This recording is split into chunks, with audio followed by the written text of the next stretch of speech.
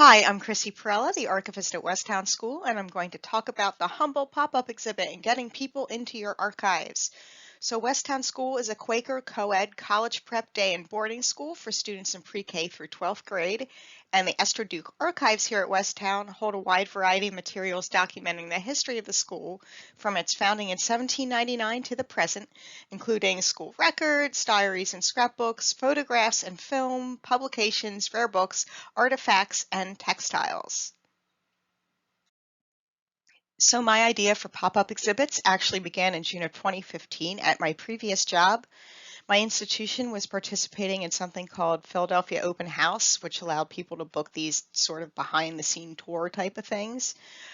In the library for this Philadelphia Open House, we curated a small exhibit of our favorite things.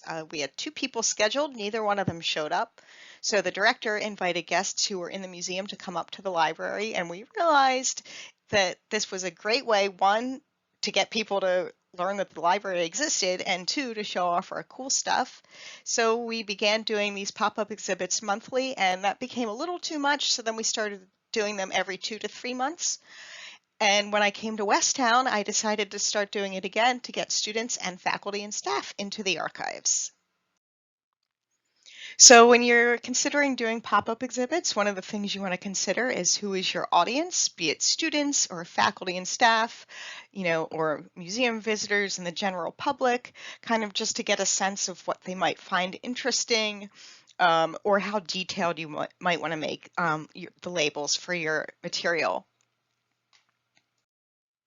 So what kinds of things can you do in a pop-up exhibit? Pretty much anything. We've done themes around holidays and seasons, types of material like photographs, your favorite things, which is always a fun one because it usually is a wide variety of material, new accessions. We've recently done a pop-up exhibit here on Black History at Westtown, which was really popular, and we had some classes actually make additional visits. We set it up extra times for them so that they could spend more time with it. Herbals or botany and gardening, student life, women's history, pretty bindings. If you can think of it, you can do a pop-up exhibit about it. And they can be as simple or as complex as you want. For the botany exhibit here, I just typed up maybe 2 paragraphs, maybe 300 words about the history of students learning botany at Westtown, and then the labels just said what each item was, or you could do something as simple as just displaying scrapbooks from the collection because scrapbooks are always really cool to look at. Where can you set up your pop-up exhibit? We use our reading room. We have some folding tables that we can move around if we don't like the configuration.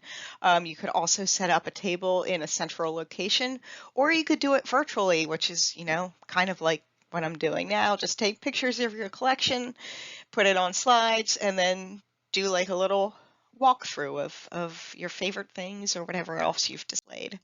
Um, when is also a good question. If your institution has a museum or something that's really public facing, choose a busy time of day or a busy day of the week to get the most people to come in.